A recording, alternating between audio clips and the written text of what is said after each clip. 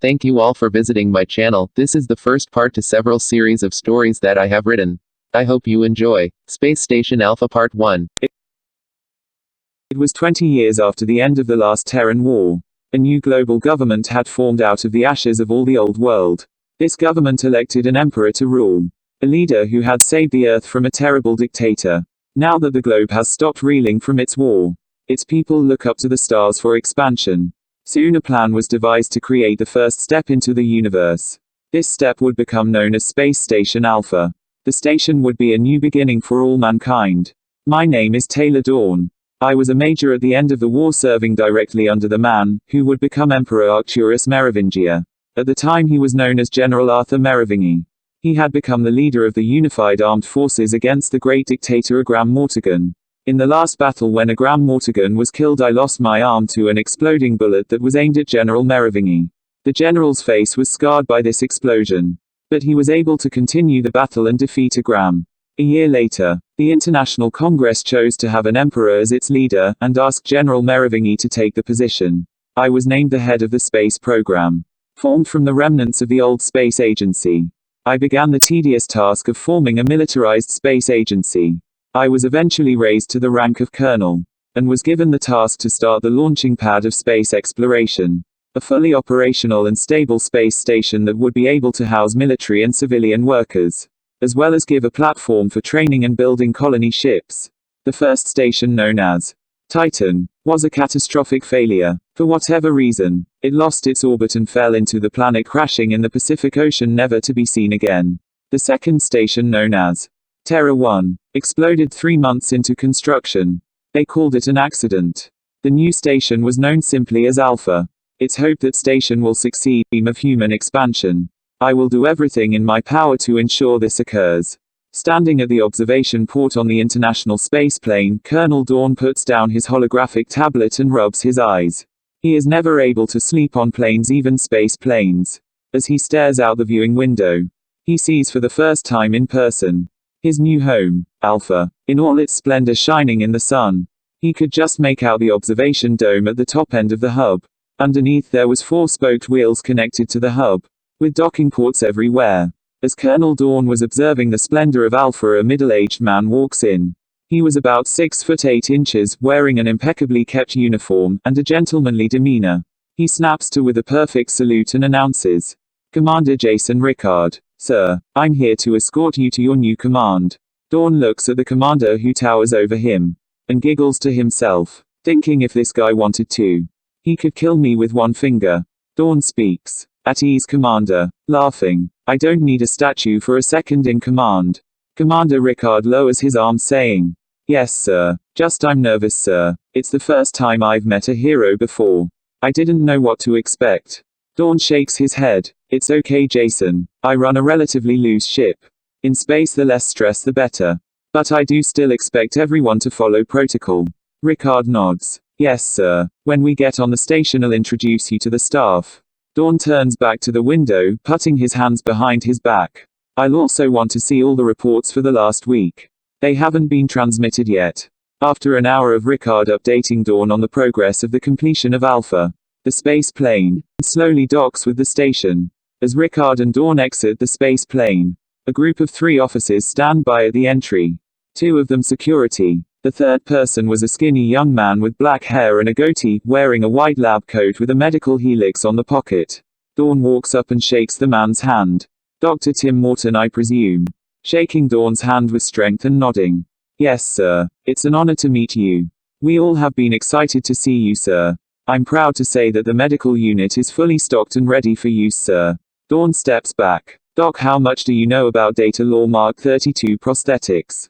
"Yes, sir." Morton nods. "I actually used to work for Data Law before taking this position." "Good." Dawn rubs around the base of his right bicep. "This blasted Mark 32 causes me pain every 2 weeks. The doctors say my immune system is too strong and it keeps knocking the sensors out of whack." The doctor looks at Dawn's arm. "Is there any movement issues or feeling issues when using it?" Dawn shakes his head. "Not that you would notice." The doctor steps back. "When you come by for your physical, I'll take a look and see what can be done." "Rickard, where is Lieutenant Commander Aaron Kane?" Dawn looks around the docking area. He was supposed to meet us here. Rickard snaps up. He had some last-minute issues with 2 drunks down in the construction barracks. Humph. I forgot this station has civilians on it. Dawn shakes his head. Well, this type of stuff will happen. Okay, Rickard. Time to get to work. The Emperor believes the other 2 stations were sabotaged. As unlikely as this is, I'm ordering a full search of the station. Inside and out. SO escort me to the CIC and my office. I have a lot of work to do. The SO steps up. Follow me, sir. After a short walk to the main lift, Dawn pushed the button to the 2nd floor of the station. He watches as floor after floor passes in front of him until the lift stops and the doors open. The SO shows Dawn to his office in the CIC. As he does, Dawn looks around. The CIC, Command, Information, Control, is a large open room with a center holotable. Terminals circle the lower part of the walls with monitors showing every aspect of the station's systems. Hanging on the upper part of the walls are monitors showing exterior views of the station. 2 circular staircases lead to an overlook with a terminal. Right in front of Colonel Dawn's hologlass-walled office. As Dawn steps into the office, the SO stands by as a guard. Inside Dawn's office, he sees a semicircular desk with a holoscreen set in the center.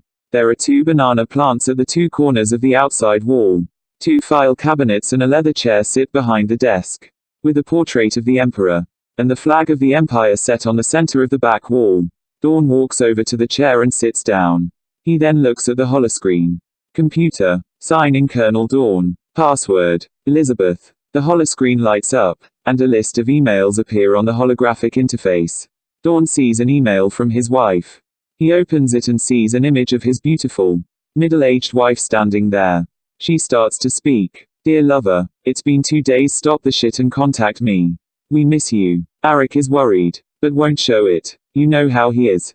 Takes after you. And Lily is jumping mad. I know you're busy, but could you at least send me an email or something? I mean, damn. WTF, are you stupid or what? We love you forever, Elizabeth. Dawn's head hits the desk. Shit, I forgot to call her. I'm never going to live this one down.